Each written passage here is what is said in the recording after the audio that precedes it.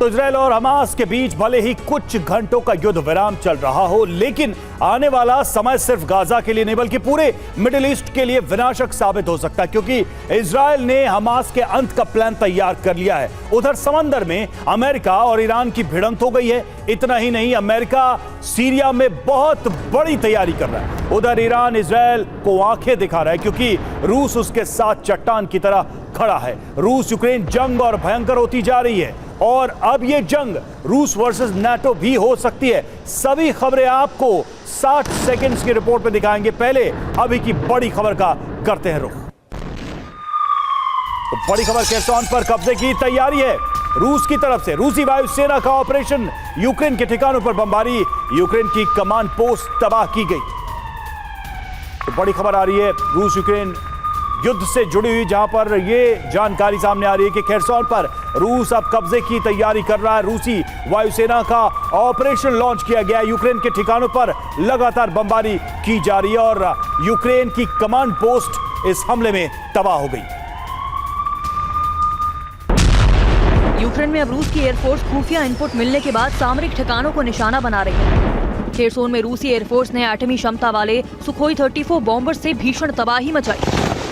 Ukraine के सैन्य ठिकाने पर सुखोई 35 फाइटर जेट से FAB 500 बम दागे गए। इस एयर स्ट्राइक में रूसी फाइटर जेट ने 100% एक्यूरेसी दिखाई। भीषण धमाके के बाद यूक्रेन का सैन्य ठिकाना धुआं दिखाई दिया। रूसी रक्षा मंत्रालय ने दावा किया कि इस एयर स्ट्राइक में बड़े पैमाने पर यूक्रेनी सैनिक मारे गए और गोला बारूद का गोदाम भी तहस नहस हो गया। इससे केरसन में यूक्रेन की सैन्य क्षमता में कमी आई है। केरसन के बेरिस्लाव में यूक्रेनी फौज के ठिकानों पर रूसी एयरफोर्स के Mi-28 हेलीकॉप्टर भी एक्शन में दिखाई दिए।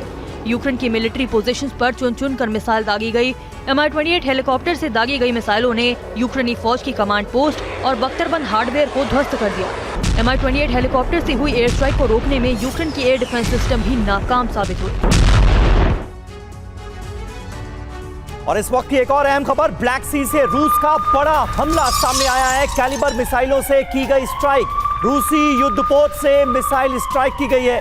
यूक्रेन के कई सैन्य ठिकानों को कर दिया गया ध्वस्त। रूस की ब्लैक सी फ्लीट अब यूक्रेन की फौज पर भारी पड़ रही है। रूस की नेवल फोर्स ने ब्लैक सी से यूक्रेन पर हमलों को अचानक बढ़ा दिया। बीते 12 घंटों में रूसी नेवी की ब्लैक सी फ्लीट ने काला सागर से यूक्रेन के सैन्य ठिकानों पर 4 कैलिबर मिसाइलें दागी। इस विध्वंसक हमले को रूसी नेवल फ्लीट ने किलर युद्धपोत से अंजाम दिया।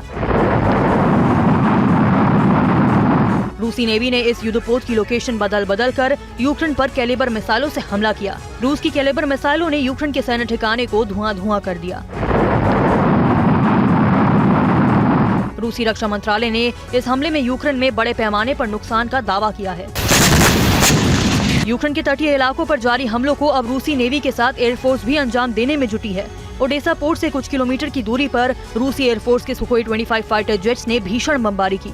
यूक्रेन की वेपन डिपो पर सुखोई 25 फाइटर जेट से गाइडेड मिसाइलें भी दागी गई। इस एयर स्ट्राइक में यूक्रेन को पश्चिमी देशों से मिले हथियारों का जखीरा नष्ट हो गया। ओडेसा का वेपन डिपो तहस नहस होने से यूक्रेन को बड़ा झटका लगा है।